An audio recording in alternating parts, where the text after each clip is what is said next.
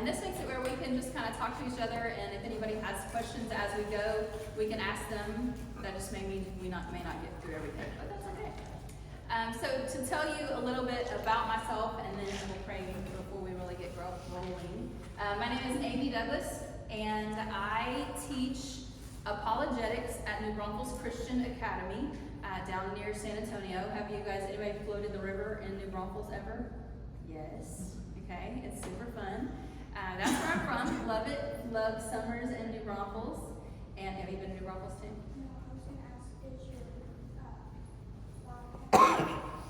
Wildcats is my school's mascot. That's it, that's right.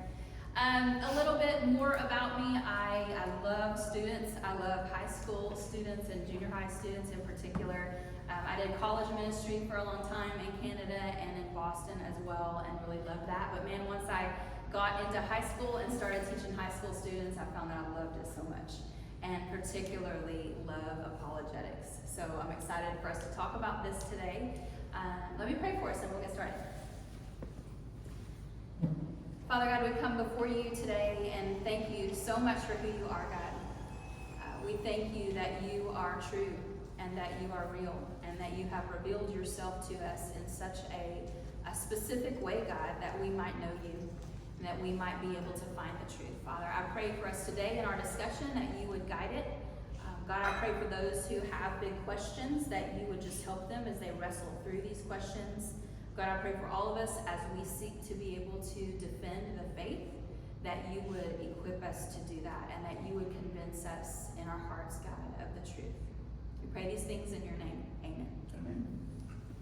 Okay, so just to let you know, I usually teach what we're talking about today in like weeks and weeks. And so this is going to be a lot really quick. So hopefully you guys can hang on. As you have questions, please raise your hand and we can talk about that. But we're going to move pretty quick through this today. So let's start with this, where we are starting with the idea of truth. So somebody tell me, what is truth? If you were going to define truth, what would you say? How do you define truth? What do you think? Okay, something that's real. Not a lie, yeah. What? A fact. A fact. Something that's absolute. Okay. That's good. Any other thoughts? Those are really good. So the way that I generally define, and a great way to define truth is simply just telling it like it is. You said something that's real.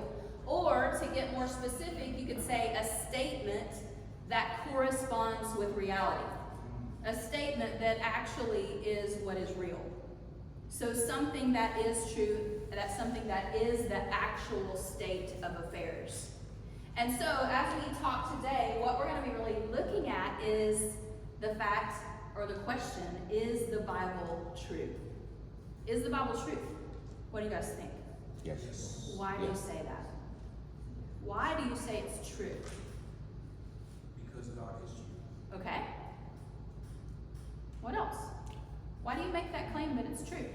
People's testimonies. Okay. It's historically true. Okay. It can be proven in history. Okay. It's God's breath. Okay. Absolutely. Any other ideas? I want you guys to think about a little bit, if you were at school or somewhere that you claimed that the Bible is true, and one of your friends said, well, why do you say that? I want you to think about, do you know why? Why do you claim that it's true? Is it just because someone told you it's true? Or have you even looked into the evidence? Have you ever looked into the evidence to see that it is actually true? And so this is what we're going to do today. And the fact is, if truth is a statement that corresponds with reality, the Bible makes truth claims. The Bible is not like many books that just says a lot of proverbs, a lot of good things to know, a lot of like ways to live your life. The Bible is actually something that makes claims about reality. It makes a claim and says, this is what reality is. And so we want to investigate and see whether the Bible actually is true. So question for us today that we're really going to look at is, how do we know? Like, if you're claiming that the Bible is true, how do we look into that? How do we know whether the Bible actually corresponds with reality? And so this is where apologetics comes in, which is what we're looking at today. So somebody tell us, what is apologetics? Anybody know what apologetics is? Isn't it like defending your faith? Yeah, that's the most simple way to say it, defending your faith. If you really look at the definition, it says a defense as in a court of law. So I like to think of it this way.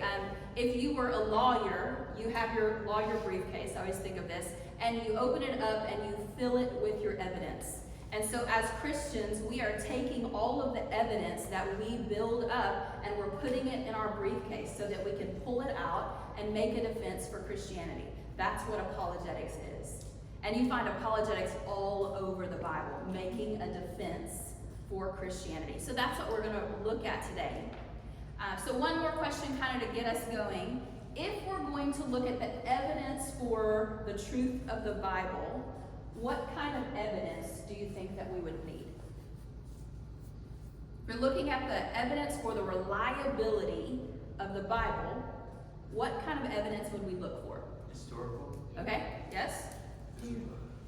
Geographical. Okay, yeah. What else would you say? Physical. Okay.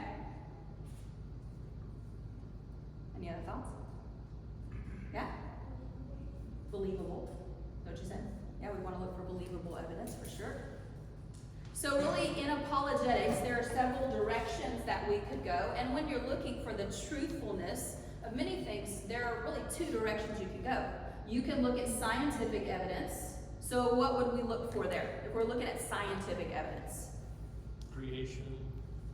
Okay, yeah, when you're looking at creation, you're looking at things that are having to do with the natural law, things that are proven by repeatable experiments. And man, if we were going to study the existence of God, if we were going to study the creation of the universe, we can look to scientific evidence. That's a whole other topic. We could spend a long time on that because science does point to a designer and a creator. We're not going to go there. But another kind of evidence that you can look to, and this is what we're going to talk about today, is legal historic evidence, like you said. So basically, you're looking at evidence like evidence that would be in a court of law. So you look to things like physical evidence, like archaeology, things that you would bring in that are physical, documentary evidence, things that have been written down. You look at eyewitness testimony, things that would be admissible in a court of law. And if you're looking at a historic event from a long time past, we may not have scientific evidence that is physical to hold on to for events in the past, but we can look to this legal historic evidence. So we can look at these things like archaeology, we can look at other sources, eyewitness testimony, and that's what we're going to talk about today. So let's start in our discussion right here. What are these? Gospel. Okay, the Gospels. Is there any other way that you might describe them? The life of Jesus.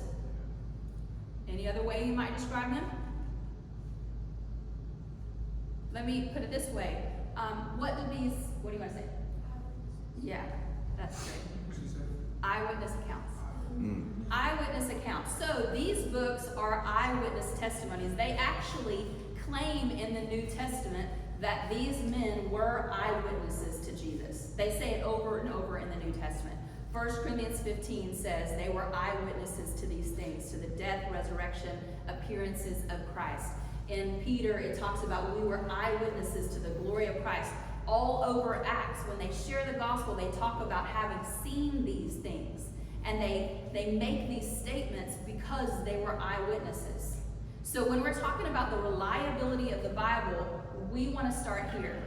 And our question is, are they really eyewitnesses? Matthew, Mark, Luke, and John, you may have read them your whole life and just thought, well, they just are. But the question we really want to prove is, are they truly eyewitnesses to something that was real? To an event that happened in the past? So, how do you think we would go about proving whether these are actually eyewitness accounts? Okay, they have differences among them and they have similarities as well. What else? What do you think we would look to know whether they're truly eyewitness accounts or not?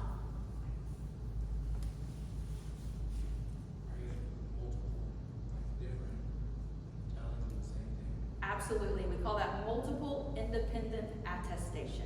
Multiple accounts of the story. Really, really important historically. It's not just one person telling this story. There are these 4 gospels, and then there are many, many more eyewitnesses. Okay? What else would we look to prove whether they were actually eyewitnesses? Any other thoughts?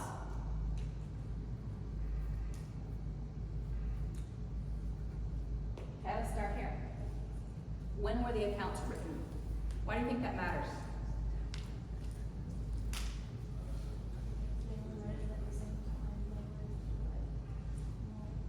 Yeah, if they were written at the same time. Like, if you're an eyewitness, you had to have been there, right? So many people today, on the internet, you're going to encounter all kinds of people. There are many skeptics today that say that these were written, Matthew, Mark, Luke, and John were written hundreds of years later. You'll see that all over the place. You'll hear that. You'll hear on college campuses, these accounts were written much, much later.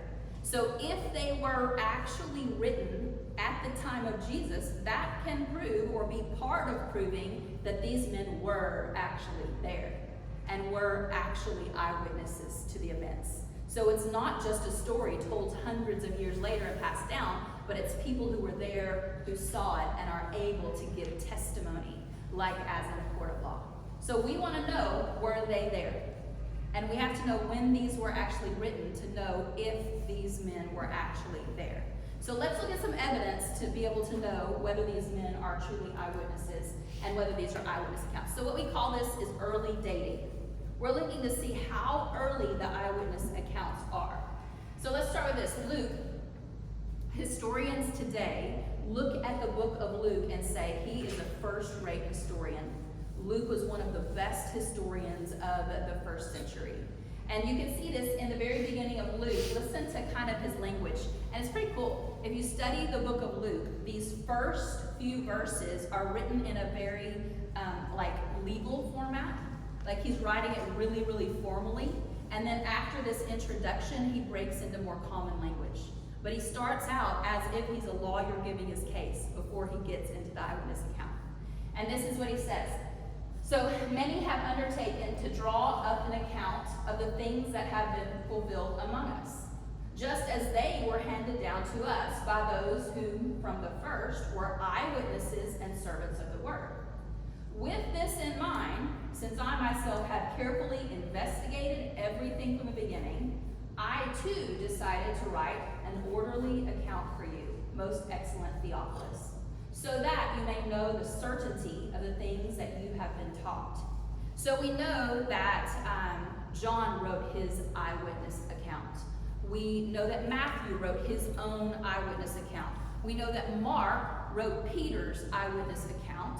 And we know that Luke compiled witnesses to give an overall history of what happened. And then in Acts, which is an excellent history, he gives Paul's story as well, Paul's eyewitness account. So he's an excellent historian. So we're going to keep that in mind as we talk about the dating of the gospel accounts. So let's do this. What years was Jesus' life, death, resurrection? What's kind of the time frame of that?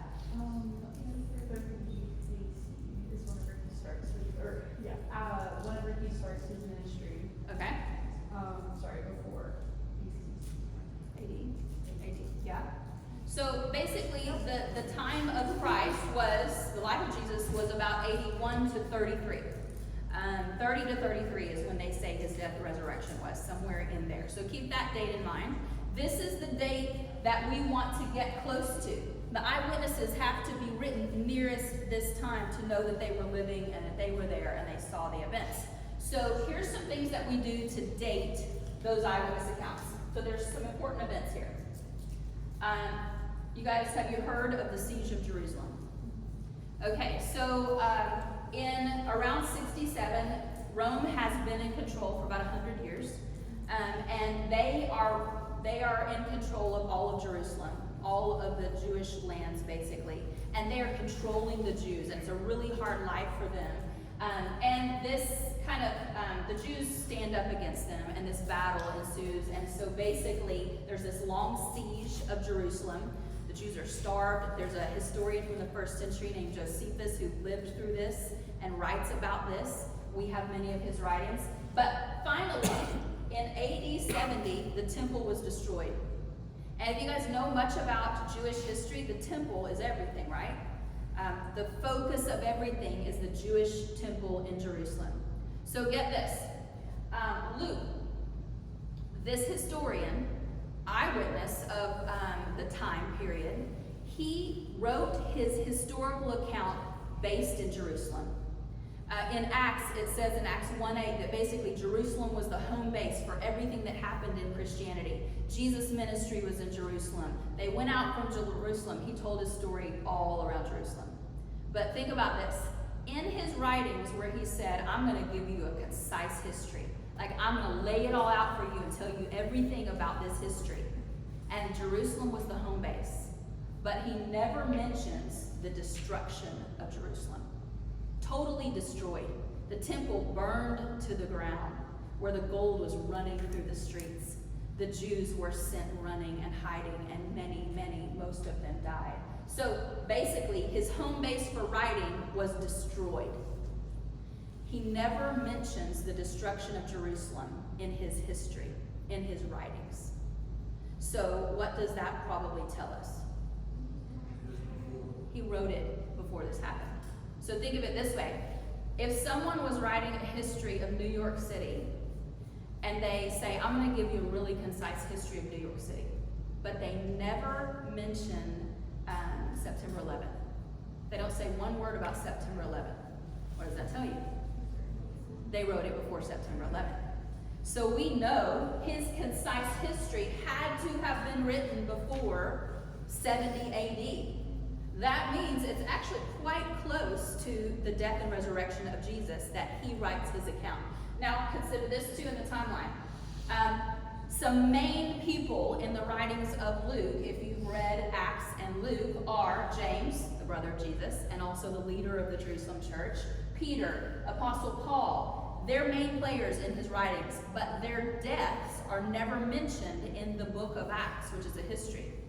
So that tells us he wrote before they died. Because certainly these main guys in Acts would have been, their martyrdom would have been mentioned, but it's never mentioned. Actually, Acts ends with Paul in prison. So we know that Luke had to have written Acts before this time, before the deaths, before the destruction of the temple. Then add to that Paul, whose writings are very early, and historians don't question the writings of Paul. The authenticity of the books of Paul are really not in question. He quotes from the book of Luke. So we know the book of Luke is before these writings of Paul. And we know that Mark and Matthew are written before Luke. Mark being the very first gospel that was written. Many people call Mark like you know after a crime happens and you go to the news and there's this early crime broadcast. And it's like real brief. It doesn't tell you all the details, but it just says, here's what happened. That's what Mark does. He's the first gospel. And so his gospel was written somewhere between 40 and 50. That gets us around 15 years from the death and resurrection of Jesus. So what that tells us is that these guys very well were eyewitnesses to the events. And these accounts were written very near the time of the events. Okay, so let's see if there's any other evidence. Is there any other writing outside of their eyewitness testimony that corroborates their story? Or is it just these guys? So here's a few things. I'm just going to go through them really quickly. You may have heard some of these guys, not sure. Irenaeus, during these years, 175 to 185, that's the 2nd century, he quotes all but 4 books of the New Testament. And we have his writings. So you can read the writings of Irenaeus, and he is quoting the New Testament. That tells us those books were written before this time. There are people these days, in college campuses, a lot of places that say, man, those Gospels weren't written until like 300. Well, there's no way, because he's quoting it. And we have his writings in 175 to 185. Then we have Justin Martyr. Between 100 and 165, when he lived, he quoted 4 Gospels and 11 other New Testament texts. Then you have Polycarp around 110, so this is really close to the first century. He quotes 4 Gospels and the majority of Paul's texts. Just a couple more. Papias, oh, there's 2 more. Between 95 and 120, so this is into the first century. He speaks of all 4 Gospels and is quoting them in his writings. Ignatius, around 107, get that, he quoted 24 books of the New Testament. If he's quoting it, it clearly has been written and passed around and circulated before this time. And then just let me tell you about this guy, Clement. He came after Peter in the church in Rome. He was the one who followed him in leadership. And we have many of his writings as well that speak of Peter, that affirms Peter's writings and quotes Peter. So these guys, let's see, Polycarp and Ignatius, they were disciples of John. So they came right after the Apostle John. Papias was a contemporary of theirs as well. Irenaeus was a disciple of Polycarp. So a lot of people talk about what we call the chain of evidence. So think about this. The eyewitnesses wrote their accounts. And some people say, well, like, how do we know that it's really from them? And there weren't like 50 years, 100 years, that there was a big gap there and we don't know what happened to those. But what we have is Peter, who Clement knew him. Clement is quoting him. Clement is affirming what Peter has written. So if another book pops up and says, hey, this book's from Peter, these guys are like, no, it's not. We knew Peter. He didn't write that, which happened. And these guys came right after the apostles. So the apostles write, they teach, they hand down, and there's never a broken piece of this chain. It's passed down successively to people throughout the church.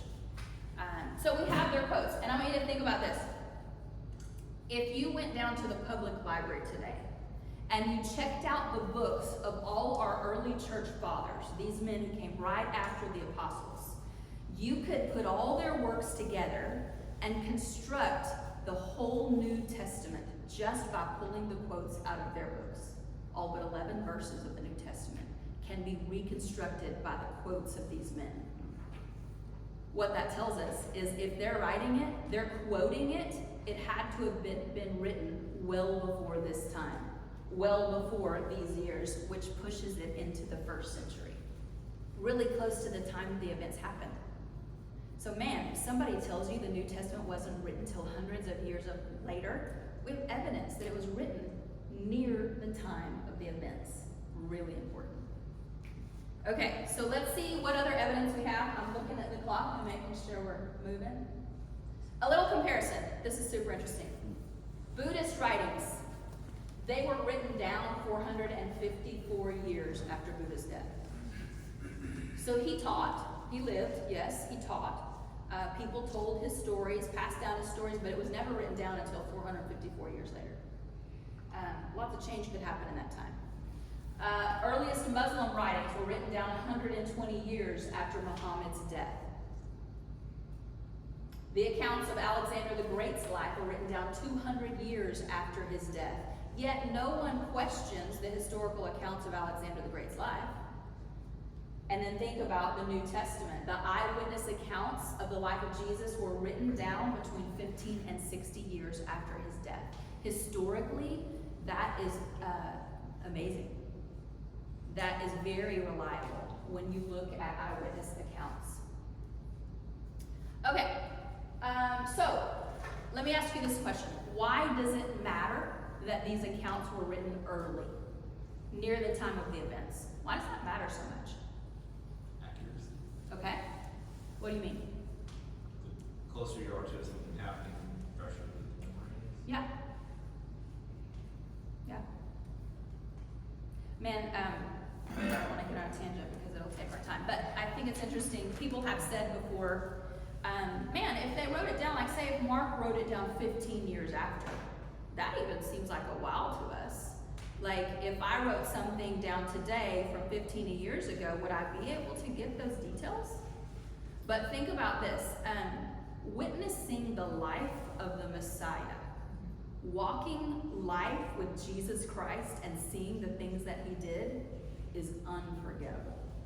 Like imagine going through those things with Jesus and being changed in such a way that you would never forget it. I think about even something like my wedding day. Like I don't remember things very well. This is my sister, and she remembers things really, really well, but I don't remember things well. So like you asked me about high school, I have no idea, I can't remember it.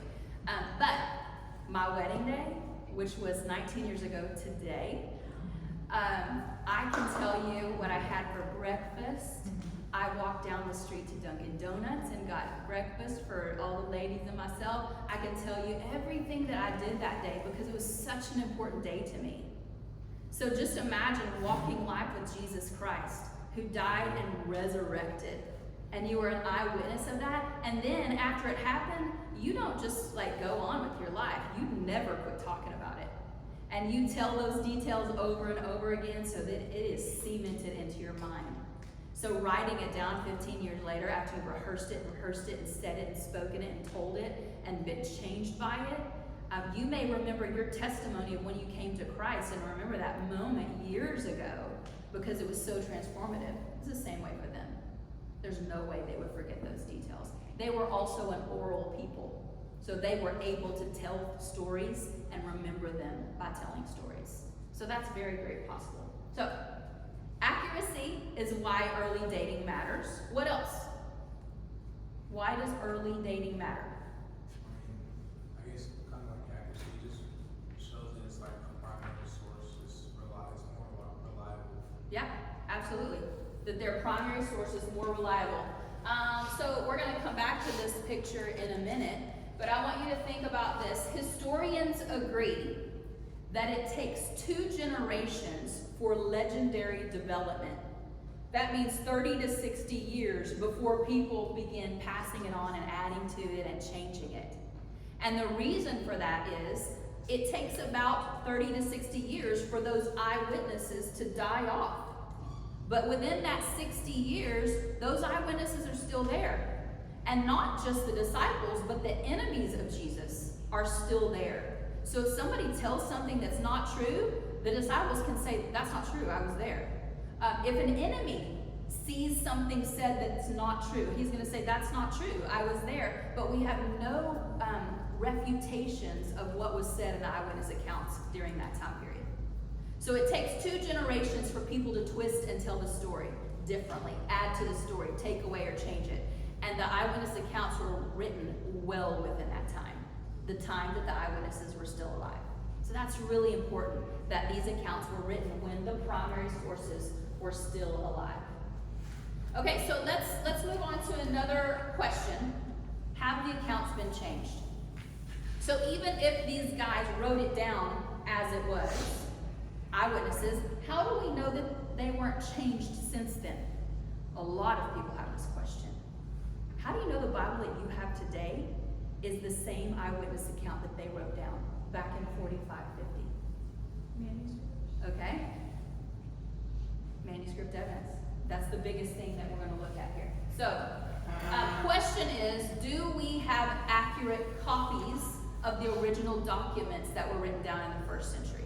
Can we trust that what we have now is what they had then? If we had time, we would play some telephone, but we don't have time. So, I want you to think about this.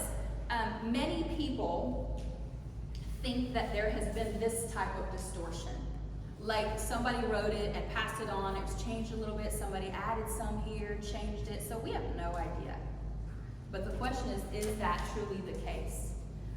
So many people think, when they think of the Bible, they think it's just one source. But a really important thing to see that this is many sources that have come together under the inspiration of God, many different accounts that corroborate one another and bring us the eyewitness account of Jesus. So the Bible is not just, it is one overarching story, but it's many sources coming together to tell this story. It's 27 different documents in the New Testament, eight different writers over a 20 to 50 year period. This has been written. And so think of a historical account coming together with lots of viewpoints, lots of eyewitness testimony coming together. Now, a couple of definitions that we have to know as we talk about manuscript evidence are these 3. So when you talk about the original, like what Mark wrote, what John wrote, that's called an autograph. The original is called an autograph. The copies are called manuscripts. This, I just put here just for a little FYI, textual criticism is the art and science of studying manuscripts.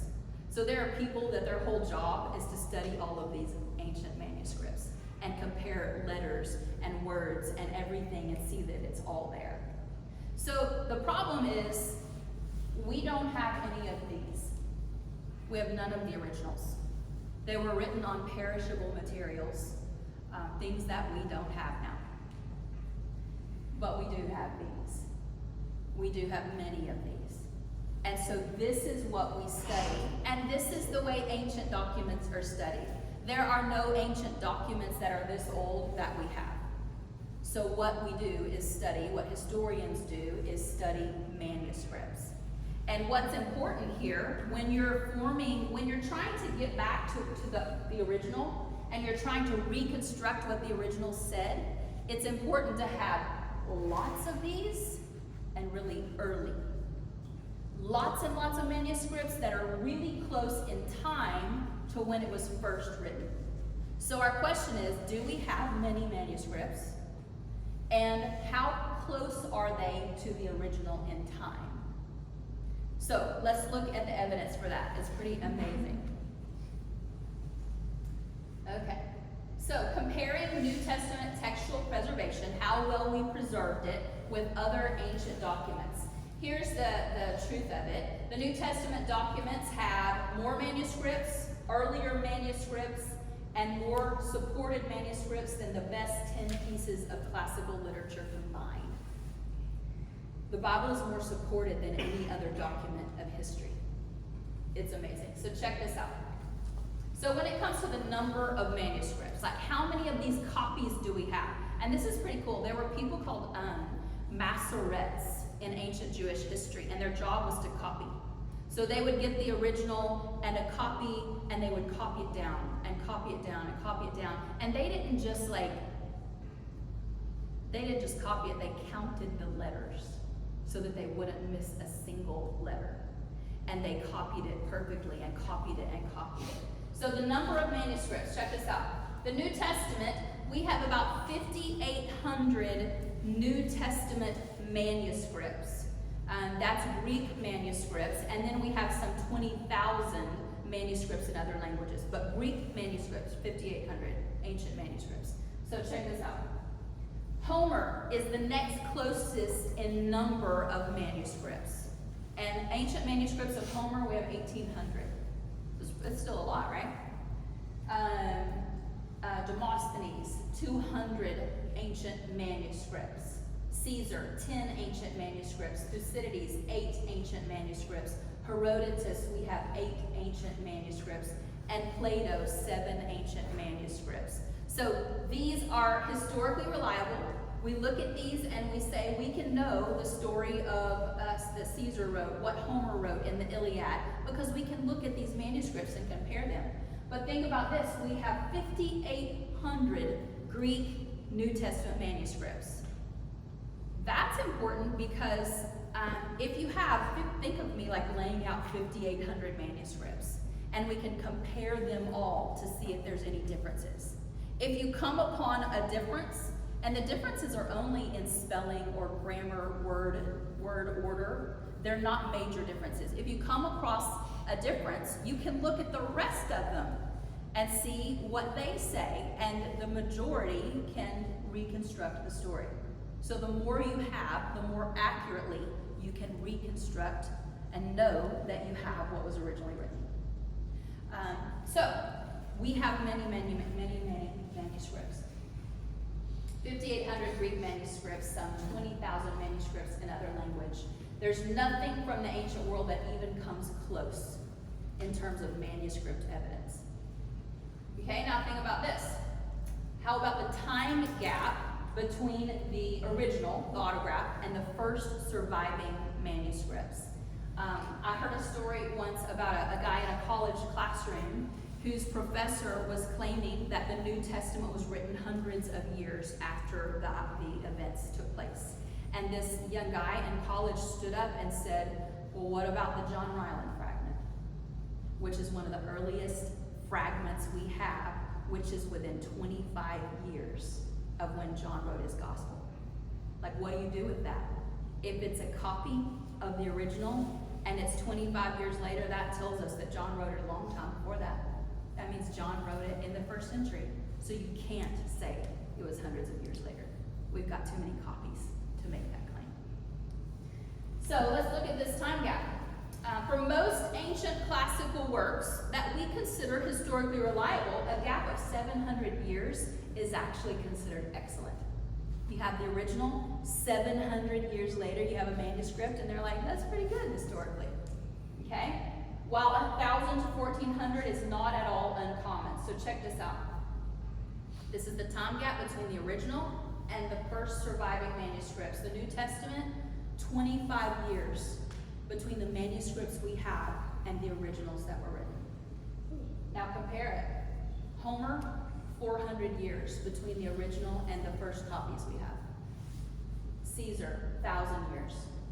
Tacitus, 1,000 years. Plato, 1,200 years. Thucydides, 1,300 years. Herodotus, 1,400 years. If these numerous and early manuscripts were all scholars had, they could reconstruct the original New Testament with great accuracy. Just take those manuscripts and you can know with accuracy what the eyewitness accounts said. But that's not all we have. So remember, we said before that we have, I'm just going to go past this. I'll just say it super quick. We don't just have pieces of the New Testament and manuscript evidence. We have all of it. There are other ancient works that we know of that we have some of it, but not all of it, but we have the entire New Testament in manuscript evidence. Okay, another thing that I already mentioned earlier, but we'll just say it again.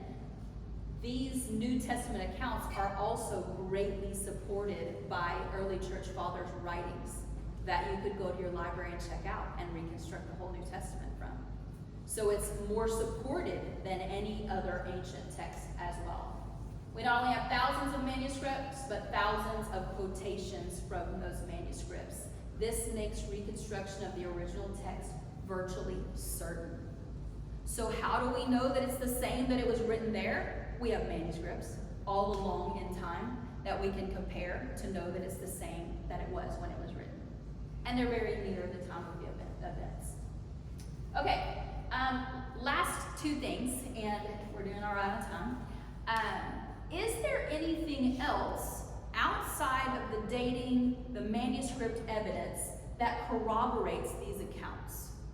What else can you think of that might give a strong foundation to these accounts in the New Testament? Other writings like Josephus. Okay, absolutely. So non-biblical sources. Anything else?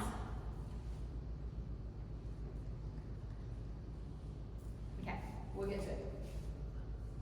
So just like you said, there are other non-biblical sources. So I've already told you about some early church fathers that were Christians. These are non-Christians.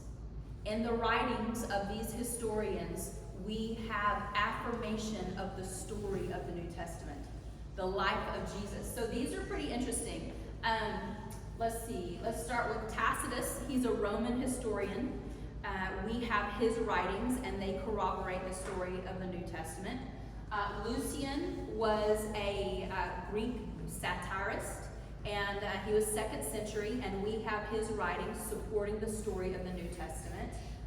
Suetonius was a Roman historian around AD 120. He was the chief secretary of the emperor. His writings affirm the life of Christ. Let's see, Pliny the Younger, which is a really interesting way to call someone, Pliny the Younger. He was a Roman governor, and he wrote letters to Trajan, who was the emperor, and he said in his letters to Trajan, he was a great letter writer. So we have books of his letters. He was known for his letter writing. One of his letters to Emperor Trajan said that he persecuted Christians and tried to get them to curse Christ. And then he says, which a genuine Christian would never do. And then we have the letter that Trajan wrote back to him. Josephus, like you mentioned, he is an early Roman historian, Jewish Roman historian, not Christian. We have many of his works, and he affirms the Christian story all the way along. So much of it in his writings. My favorite one that we don't have on here, this is amazing to me. There's a man named Thallus. Anybody heard of Thallus? He was an historian of Samaria in AD 52. So think Jesus died and resurrected 33. He was a historian, and he's writing around 52. He talks about a darkness that covered the land around the time that Jesus died in his writings. And we have other historians. One is Julius Africanus in AD 22, who talks about Thallus, quotes Thallus, and says what Thallus says about the darkness that covered the land when Jesus died. They try to explain it, and then they say that doesn't really make sense. It was just dark, and it's amazing that is affirmed in other non-biblical sources. So we could call this enemy attestation.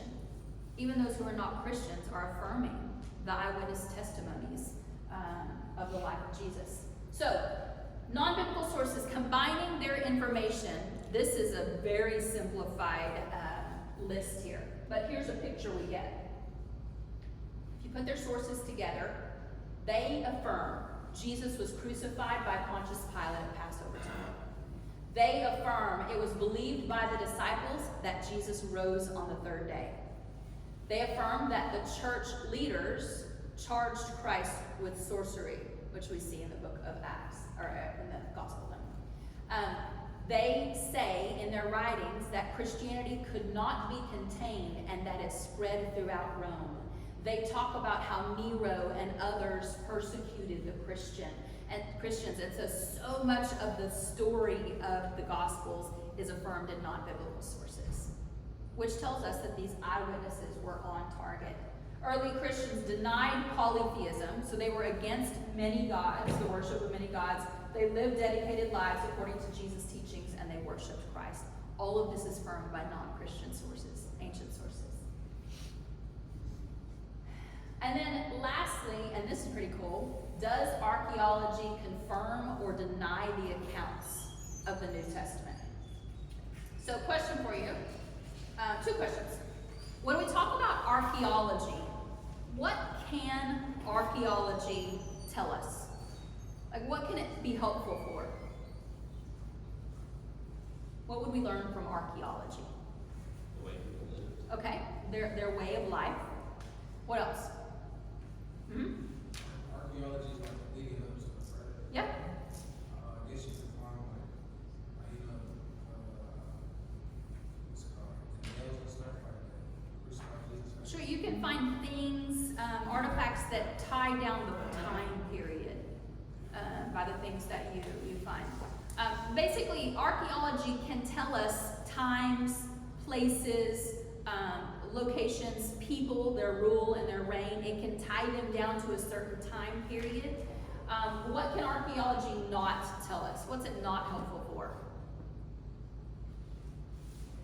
What would we not use archaeology for, biblically? What do you think? Tell us like certain actions of Yeah. what people did. Sure, like those specifics, and it can't tell you like what did Jesus teach? What's the meaning of the death and resurrection? That's not what archaeology is about, right? So we use archaeology to nail down events, times, places. So the question is, does archaeology confirm these things or deny them? And so I just want to give you a quick list because this is amazing. So let's take Luke alone first. Does archaeology support Luke's eyewitness, his gospel account? There are 84 facts in the last half of Acts that have been confirmed by historical and archaeological research. Names: 11 historical figures, 12 including Jesus, in the first 3 chapters of Luke alone have been confirmed by non-Christian writers and the archaeology. Man, if you read the beginning of Luke's gospel, he mentions people after people, and it ties them down to history. Like if you're gonna name a ruler, you better name it right because people can check that easily. And he names them, and he names their locations, and he's right every time. Then we have, archaeologists have confirmed Luke's references to 32 countries, 54 cities, 9 islands, and they have not found a single mistake. Archaeologists actually use the Bible to know where to go look for things, Old Testament and New. And just as a side note, there's archaeology way back to the book of Exodus. There's archaeology that confirms the Old Testament all along. Our Bible is tied down to history all the way through. It's amazing. John, this is called the Pool of Bethesda. If you remember the story where they have this legend that an angel stirs the waters and they try to get down there to be healed. So that's something that has not too long ago been found. There are 59 facts in the Gospel of John that have been historically confirmed by archaeology and non-Christian writings. It's all over the place. So this guy, John McCrae, who's an archaeologist and New Testament scholar, he was asked the question, does archaeology affirm or undermine? Like, does it shut down the New Testament writings? Does it check out when all of the details are looked at? And this is what John McCrae says. There is no question that the credibility of the New Testament is enhanced. There is nothing in our archaeology that has taken away from the credibility of the New Testament. He also says archaeology has not produced anything that is unequivocally a contradiction to the Bible. Okay, I just want to show you these because they're really cool, and then we're almost done. I just have to tell you about these two things. Now that we're talking about archaeology, there's 2 finds that I think are pretty amazing that I want you just to know about. How many of you guys have ever heard about an ossuary? Ever heard about an ossuary? So in a really small time period, between 30 BC and about 70 AD, some say a little bit more like 100 AD, just in that time period, there was this tradition of using ossuaries. And what they did, if you were wealthy enough, after you died and they buried you, about 2 years later, they would dig up the bones and they would put them in a box like this, if you were wealthy enough, and they would preserve your bones in this box, called a bone box, an ossuary. And so it was only during that time, right there when Jesus died and lived his life. They're called secondary burials for only the rich. So this ossuary was found, and the inscription on it, what they can do, archaeologists can study the residue within the writings, and they can date it by studying the residue down in the writings. It's called patina. They dig it out and they date it by looking at that. And so they dated this to the time of Jesus. And what it says on there is James, son of Joseph, brother of Jesus. And Jesus' brother was named James. We know his father was named Joseph. Pretty cool, right? Another ossuary, which is pretty amazing, that was found is this ossuary. It's basically named Caiaphas ossuary, dated to the time of Jesus' life. Caiaphas was the high priest who sentenced Jesus to death, basically, or who pushed for that, high priest in Jerusalem during the time of Christ. And this ossuary was found with his name on it, and it has the bones of about a 60-year-old male in it. Pretty cool. These things line up with the story of the New Testament perfectly. The time of ossuaries lines up with the New Testament perfectly. Pretty amazing. Okay. So I want to bring together our case with this picture. So here's the idea. If you're trying to build a case that these eyewitness accounts are historically reliable, here's what we have. You start with the event, which was the death and resurrection of Jesus. That's the event we're talking about. After that event, you have all of these eyewitnesses. It wasn't just one. Man, if you look at other religions, what you have is one person having a so-called vision and going off and telling other people. But when it comes to Christianity, you had many people having this encounter and going off and telling everyone. It was public, everyone saw it. Jesus appeared to not just one person, but to hundreds of people at a time. And then they went off and told people. So we have eyewitnesses that are near the time of the event, and what they do is they write down their eyewitness account, called the autograph. Then that autograph is copied and copied and copied and copied, which is the manuscript evidence, 5,800 Greek manuscripts. This is called bibliographical evidence. So we're talking about in the court, we can use this bibliographical evidence, the written evidence. Then add to that, we have archaeological evidence all over the place. We have external evidence. This is the non-biblical writings. All of that comes together and is in full support that this event happened just like they said. None of it contradicts this. I had somebody ask one time, like, man, if God is able to do anything, so why didn't God just preserve the original? Like, we just have this copy and it's in this museum somewhere, and we know that is John's copy. Why didn't God do that? Because he could have. What do you think? Why do you think God allowed this to happen where we don't have the original? Instead, what we have is hundreds and hundreds and thousands of manuscripts.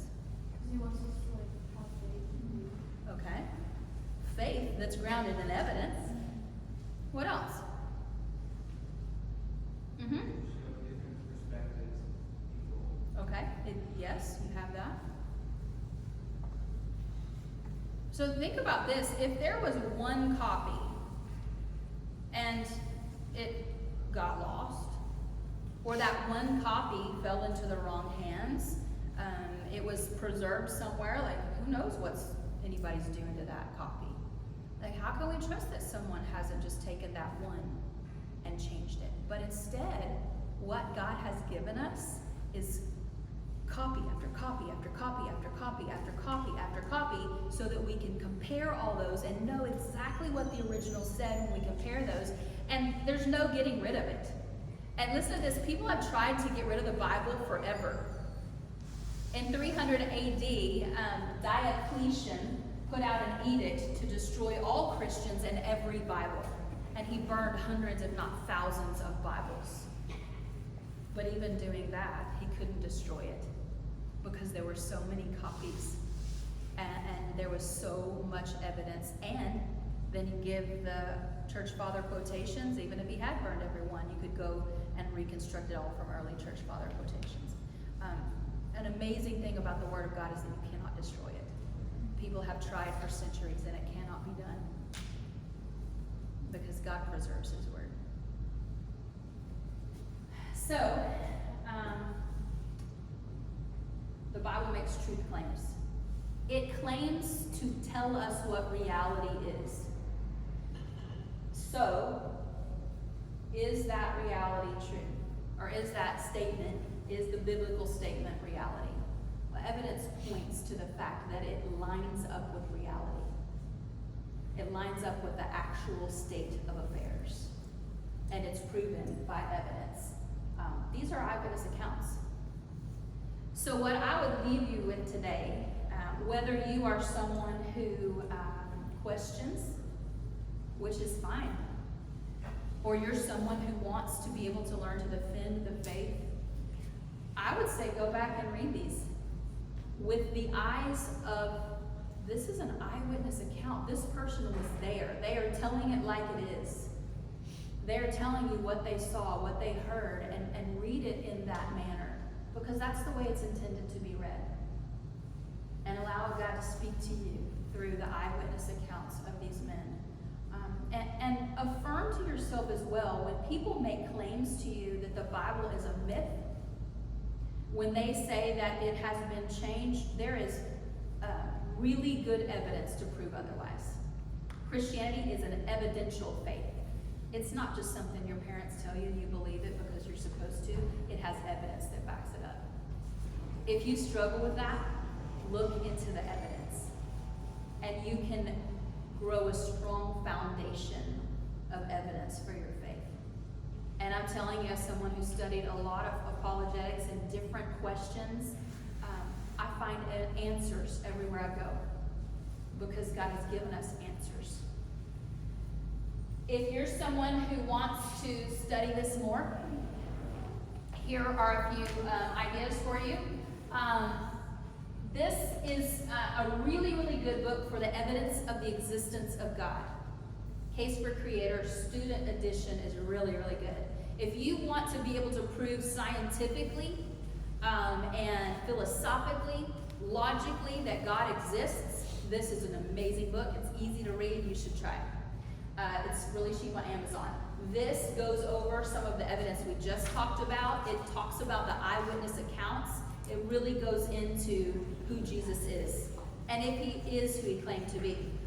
This is probably the best overall book for apologetics. I don't have enough faith to be an atheist with Frank Turek.